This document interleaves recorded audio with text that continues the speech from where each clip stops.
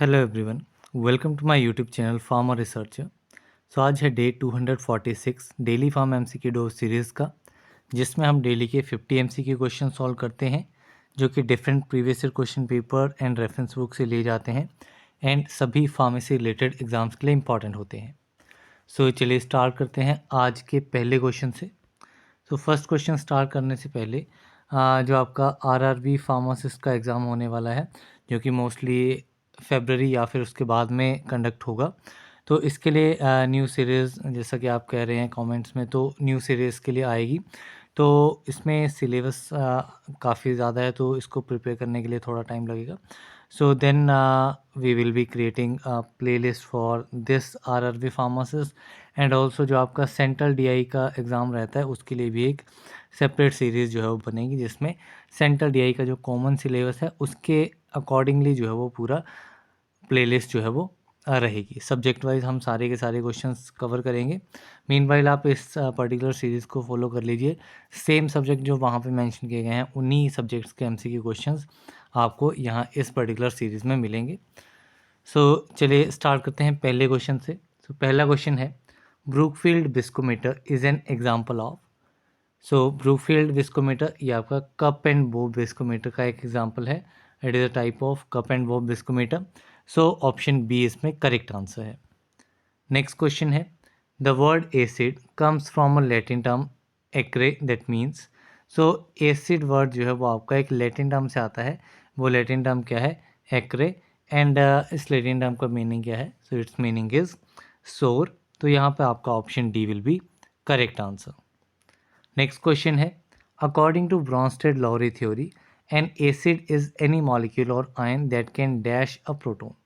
तो Bronsted Lowry theory के accordingly acid एक ऐसा मॉलिक्यूल या आयन है जो कि प्रोटॉन को डोनेट कर सकता है। ठीक है, जो कि प्रोटॉन को डोनेट कर सकता है, वो आपका होता है acid as per the Bronsted Lowry theory. तो यहाँ पे आपका option B is correct.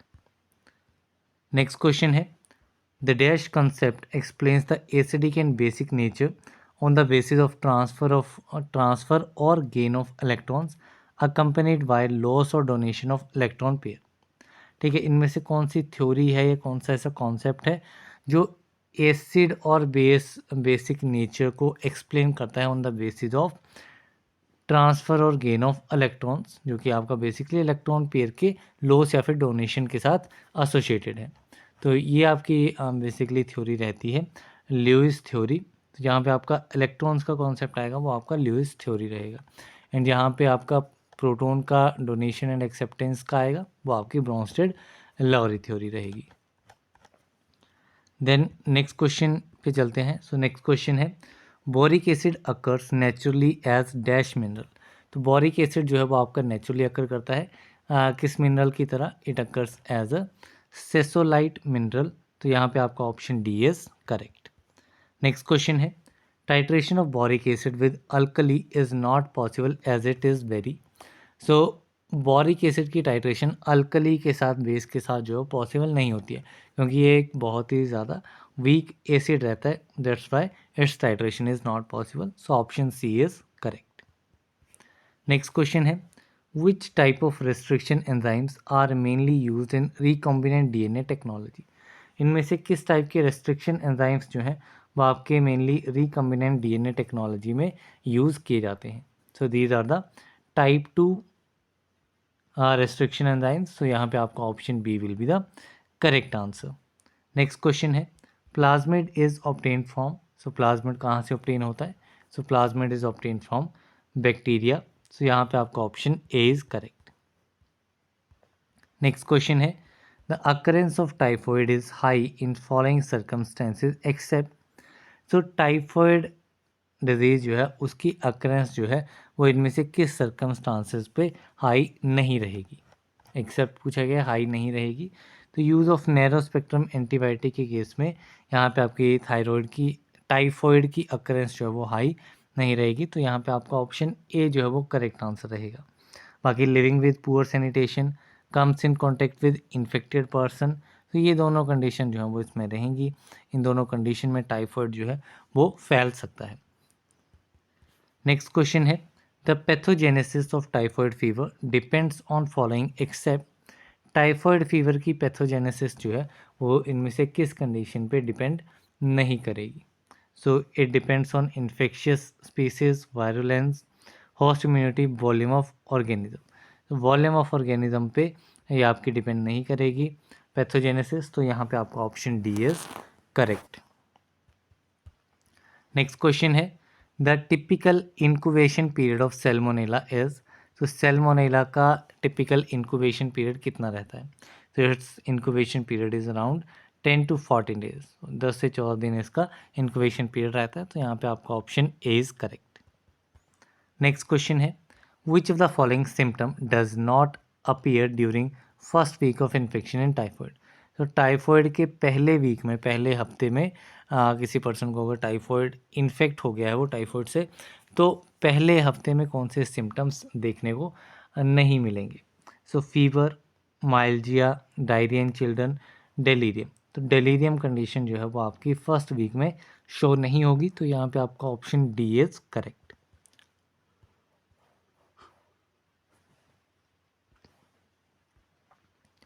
Next question है which antibiotic can be employed for treatment of typhoid fever. Typhoid fever की एम्प्लॉयमेंट के लिए कौन सा एंटीबायोटिक जो है वो यूज़ किया जाता है इसकी ट्रीटमेंट के लिए?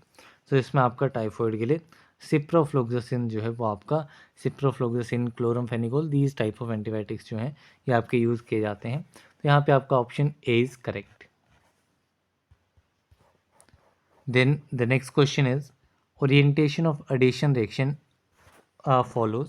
सो जो आपके एडिशन रिएक्शंस होते हैं इनकी ओरिएंटेशन जो है वो आपकी मार्कोवनिकोव रूल को फॉलो करती है, तो ये हमने कल भी डिस्कस किया था. तो एडिशन एंड रिडक्शन रिएक्शन जो है वो आपके सेडजफ रूल को फॉलो करते हैं. नेक्स्ट क्वेश्चन है in polar aprotic solvent the nucleophilicity of halides is. So polar aprotic solvent में न्यूक्लियोफिलिसिटी का ऑर्डर हैलाइड्स के केस में कैसा रहता है, क्या रहता है? सो पोलर एप्रोटिक सॉल्वेंट में जो न्यूक्लियोफिलिसिटी होती है हैलाइड्स में, जिसका एटॉमिक नंबर, एटॉमिक मास सबसे कम रहेगा, वो आपका सबसे हाईएस्ट उसकी न्यूक्लियोफिलिसिटी रहती है. तो फ्लोरीन की आपकी सबसे हाईएस्ट रहेगी, देन आपका क्लोरीन आएगा, देन आपका ब्रोमीन आएगा एंड देन आपका आयोडीन आएगा. तो यहाँ पर आपका ऑप्शन ए जो है वो करेक्ट आंसर रहेगा. नेक्स्ट क्वेश्चन है in polar protic solvent the basicity of halides is. अब यहाँ पे पोलर प्रोटिक सॉल्वेंट की बात की गई है एंड हाइलाइट्स की बेसिसिटी की बात की गई है, तो इस केस में आपका ऑर्डर जो है वो सिमिलर रहता है. फ्लोरीन का सबसे ज़्यादा रहेगा, देन क्लोरीन का, देन ब्रोमीन का, देन आयोडीन का. लेकिन दोनों ही चीज़ें यहाँ पे डिफरेंट डिफरेंट दी गई हैं. पहले हमने देखा था पोलर ए प्रोटिक सॉल्वेंट, यहाँ पे पोलर प्रोटिक सॉल्वेंट है. वहाँ पे न्यूक्लियोफिलिसिटी की बात हो रही थी, यहाँ पर बेसिसिटी की बात हो रही है.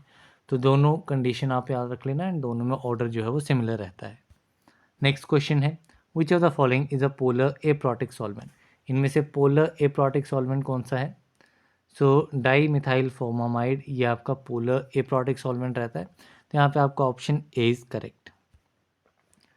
नेक्स्ट क्वेश्चन है which of the following is a polar protic solvent. और यहाँ से पोलर प्रोटिक सॉल्वेंट आइडेंटिफाई करना है. तो एसिटिक एसिड, इथेनॉल, वाटर, ये आपके पोलर प्रोटिक सॉल्वेंट रहते हैं, तो यहाँ पर आपका ऑप्शन डी जो है वो करेक्ट आंसर रहेगा, दैट इज ऑल.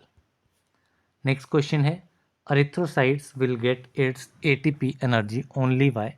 सो जो अरिथ्रोसाइट यानी कि आरबीसीज रहते हैं वो अपनी एनर्जी एटीपी के फॉर्म में किस प्रोसेस के थ्रू जो है वो इन्हें मिलती है? सो ये आपकी ग्लाइकोलाइसिस प्रोसेस के थ्रू जो एटीपी जनरेशन होती है वहाँ से अरिथ्रोसाइट यानी कि आरबीसीज जो हैं वो एनर्जी लेते हैं, तो यहाँ पे आपका option A will be the correct answer. Next question है virus will contain. So virus में क्या चीज़ प्रेजेंट होती है? तो virus contains DNA as well as RNA as a genetic material, so यहाँ पे आपका option D is correct. Next question है the bacterial pili mainly contain. जो बैक्टीरिया की पिलाई पार्ट रहता है इसमें मेनली आपका प्रोटीन जो है वो प्रेजेंट होता है, तो यहाँ पे आपका option C is correct. Next question है कंजेनिशियल डिजीजेज आर. तो कंजेंशियल डिजीजेज कौन से होते हैं? सो कंजेंशियल डिजीजेज वो डिजीज होते हैं जो कि बर्थ के टाइम से ही प्रेजेंट होते हैं। सो यहाँ पर आपका option A will be the correct answer. Next question है mesosomes are the part of. तो मियोसोम्स किसके पार्ट हैं? So these are the part of plasma membrane. तो यहाँ पर आपका option A is correct. The next question है the site of energy production in a cell is. So energy production की site cell में क्या रहती है? तो एनर्जी प्रोडक्शन आपकी माइटोकॉन्ड्रिया रहती है, इसलिए इसको पावर हाउस ऑफ सेल भी कहा जाता है। एटीपी की सिंथेसिस रहती है। सो ये सारी कंडीशंस इसमें रहती हैं। नेक्स्ट क्वेश्चन है the following test are use to detect antibodies except. तो इनमें से कौन से टेस्ट जो है वो एंटीबॉडीज़ की डिटेक्शन के लिए यूज़ नहीं किए जाते हैं, एक्सेप्ट पूछा गया है। तो इसमें आपका कॉम्प्लीमेंट फिक्सेशन आपका यूज़ होता है, हेम ग्लूटिनेशन इनहिबिशन होता है, इनडायरेक्ट इम्यूनोफ्लोरेसेंस रहता है। कोगुलेज टेस्ट जो है वो आपका इस केस में एंटीबॉडीज़ को डिटेक्ट करने के लिए टेस्ट जो है वो नहीं रहता है। तो यहाँ पे आपका option C coagulase test is correct. Then next question है who said let food is your medicine and medicine is your food. So किसने कहा था कि ये स्टेटमेंट जो है वो किसने दी गई है? Let food is your medicine and medicine is your food. तो this statement is given by Hippocrates. So यहाँ पे आपका option C is correct. Next question है taking garlic along with birth control pills might. So अगर garlic को birth control पिल के साथ में इनटेक किया जाएगा तो क्या कंडीशन जो है वो इसमें हो सकती है? सो अगर गार्लिक को लिया जाएगा तो जो बर्थ कंट्रोल पिल्स हैं उनकी इफ़ेक्टिवनेस जो है वो कम हो जाएगी। सो यहाँ पे आपका option A will be the correct answer. Basically ये आपकी ड्रग इंटरेक्शन रहती हैं। नेक्स्ट क्वेश्चन है taking garlic along with medication used for HIV और एड्स माइट इफेक्टिवनेस। सो अगर गार्लिक को HIV या एड्स में यूज़ होने वाली मेडिकेशंस के साथ यूज़ किया जाएगा तो उनकी इफ़ेक्टिवनेस जो है वो डिक्रीज़ होगी। तो यहाँ पे भी आपका ऑप्शन बी जो है वो करेक्ट आंसर रहेगा। नेक्स्ट क्वेश्चन है garlic along might the effectiveness of warfarin. So यहाँ पे गार्लिक इंटरेक्शन वारफिन के साथ पूछी गई है। तो अगर गार्लिक को वारफिन के साथ लिया जाएगा तो इसकी इफ़ेक्टिवनेस पे क्या इफ़ेक्ट पड़ेगा? तो इट्स इफ़ेक्टिवनेस विल इंक्रीज। वारफिन के साथ जो है वो आपकी वारफिन की इफ़ेक्टिवनेस जो है वो बढ़ेगी। नेक्स्ट क्वेश्चन है glycerine is used in skin care product as. तो ग्लिसरीन जो है वो स्किन केयर प्रोडक्ट में यूज़ होता है एज अ मॉइस्चराइजिंग एजेंट। तो यहाँ पे आपका ऑप्शन डी जो है वो करेक्ट आंसर है। नेक्स्ट क्वेश्चन है coconut oil used in skin care cosmetics because is an excellent. Coconut oil जो है वो आपका स्किन केयर कॉस्मेटिक्स में यूज़ किया जाता है। क्यों यूज़ किया जाता है? क्योंकि ये आपका एक एक्सीलेंट मॉइस्चराइजिंग एजेंट रहता है। कोकोनट ऑयल जो है वो आपका एक्सीलेंट मॉइस्चराइजिंग एजेंट रहता है, that's why it is use. So यहाँ पे आपका ऑप्शन बी जो है वो करेक्ट आंसर है। नेक्स्ट क्वेश्चन है what are the best sites of self injection of insulin. Insulin के सेल्फ इंजेक्शन के लिए कौन सी बेस्ट साइट जो है वो रहती है? तो इंसुलिन के बेस्ट इंजेक्शन के लिए थाइज एंड अब्डोमेन जो है वो आपकी बेस्ट साइट रहती है। सेल्फ इंजेक्शन के लिए पूछा गया है। तो यहाँ पे आपका option D is correct. Next question है patient should be advise to rinse their mouth with water after inhalation of. तो पेशेंट्स को ये एडवाइस किया जाता है कि उनको अपने माउथ को रिंस करना है वाटर के साथ जब भी वो इनहेल कर रहे हैं कोर्टिकोस्टेरॉइड ड्रग्स को। तो जो भी आपका थ्रोट में अगर वो पाउडर रह गया है इन्हेलेशन के दौरान तो दैट विल क्लियर आउट। सो उस केस में आपको रिंस करना होता है अपने माउथ को वाटर के साथ ताकि जो भी अगर ड्रग प्रेजेंट है तो वो वहाँ से रिमूव हो जाए। नेक्स्ट क्वेश्चन है Treponema pallidum is the causative organism of. तो ट्रेपोनेमा पैलिडियम आपका किसका कॉजेटिव ऑर्गेनिज्म है? तो it is the causative organism for syphilis. So यहाँ पे आपका option C is correct. Next question है VCG vaccine is given to protect the child against. तो VCG वैक्सीन जो है वो चाइल्ड को किस डिजीज़ के अगेंस्ट प्रोटेक्ट करने के लिए यूज़ की जाती है? तो it is use to protect against tuberculosis. तो यहाँ पे आपका option D is correct. Next question है human anatomical based should be dispose by. तो ह्यूमन एनाटॉमिकल बेस्ड को किस मेथड के थ्रू जो है वो डिस्पोज किया जाना चाहिए? So it should be dispose by incineration method. तो यहाँ पे आपका option B is correct. Next question है time dependent stress at constant strain is known as. So time dependent stress को कांस्टेंट स्ट्रेन पे क्या कहा जाता है? तो it is known as stress relaxation. तो यहाँ पे आपका option D is correct. Next question है surface tension of a liquid is determined using. तो लिक्विड की सरफेस टेंशन को डिटरमाइन करने के लिए आपका ऑपरेटर्स यूज होता है स्टेलेग्मोमीटर। तो यहाँ पे आपका ऑप्शन बी जो है वो करेक्ट आंसर है। नेक्स्ट क्वेश्चन है waiting ability of a liquid can be determined by observing the. तो लिक्विड की वेटिंग एबिलिटी को डिटरमाइन कैसे किया जाता है? तो इसमें आपका कॉन्टेक्ट एंगल जो है वो चेक किया जाता है to check the wetting ability of a liquid. So यहाँ पे आपका option D is correct. Next question है Draves test is associated with. तो ड्रेव्स टेस्ट बेटिंग एजेंट्स के साथ एसोसिएटेड है। यहाँ पे आपका option B is correct. Next question है anti foaming agents usually have an HLV value in the range of. So anti foaming agent जिनकी HLV value जो है वो आपकी 0 to 3 के बीच में रहती है तो उन्हें एंटी फॉर्मिंग एजेंट्स कहा जाता है। तो यहाँ पे आपका option A is correct. Next question है hydrochloric acid produces chlorine when added to. तो हाइड्रोक्लोरिक एसिड जो है जब ये रिएक्ट करता है आपका पोटेशियम परमैंगनेट के साथ में तो उस केस में जो है वो आपका क्लोरीन प्रोड्यूस करता है। यहाँ पे आपका option A is correct. Next question है POH is equal to PKV plus log salt upon base the given equation is for.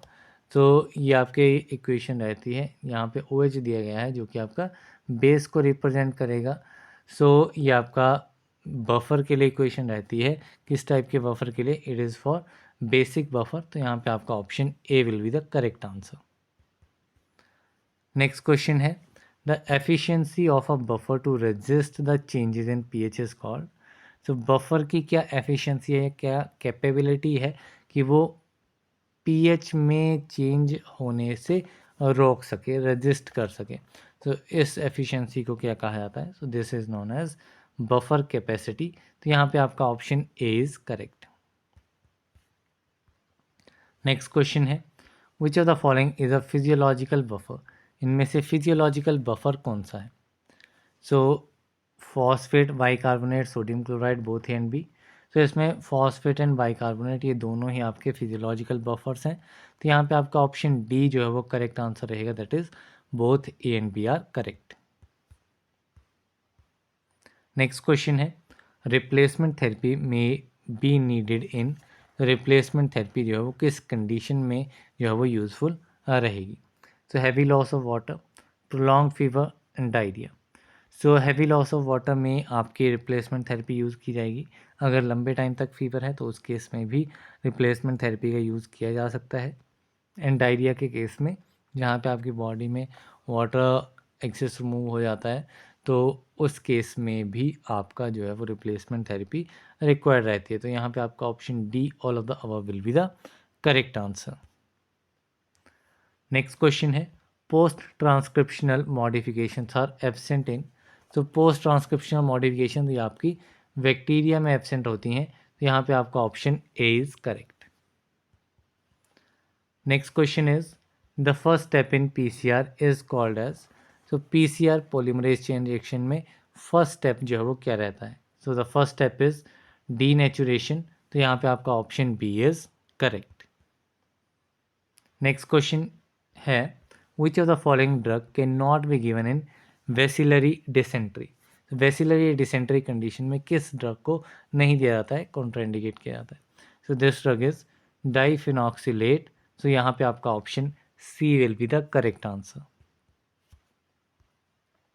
Next question है, in bacillary dysentery, usually patient experience symptoms within hours of ingestion of contaminated food and water. So bacillary dysentery में patient जो है वो कितने time के अंदर अंदर जो है वो सिम्टम्स उसमें अपेयर होते हैं after the injection of contaminated food and water. So ये सिम्टम्स आपके 72 आवर्स में जो है वो देखे जाते हैं, विद इन 72 आवर्स ये सिम्टम्स आपको देखे जाते हैं। सो यहाँ पे आपका ऑप्शन ए इज़ करेक्ट। इसी के साथ में हमारे 50 MCQ क्वेश्चंस कंप्लीट होते हैं। पीडीएफ आपको चाहिए तो पीडीएफ का लिंक आपको डिस्क्रिप्शन बॉक्स में मिलेगा। ये लिंक आपका अप टू 7 डेज़ एक्टिव रहेगा, तो आप पीडीएफ को जल्द से जल्द डाउनलोड कर सकते हैं, अपने पास रख सकते हैं for your revision and for answer key you can follow this particular video, जिससे कि आपके एक रिवीजन भी हो जाए। आपके पास पीडीएफ पड़ी है तो आप एक जगह पे आंसर्स नोट भी कर सकते हैं for your cross reference. So that's all for this video. अगर किसी भी क्वेश्चन में कोई डाउट होती है तो आप कमेंट बॉक्स में मेंशन कीजिएगा, उस क्वेश्चन को दोबारा रिव्यू किया जाएगा। So that's all for this video. Thank you very much.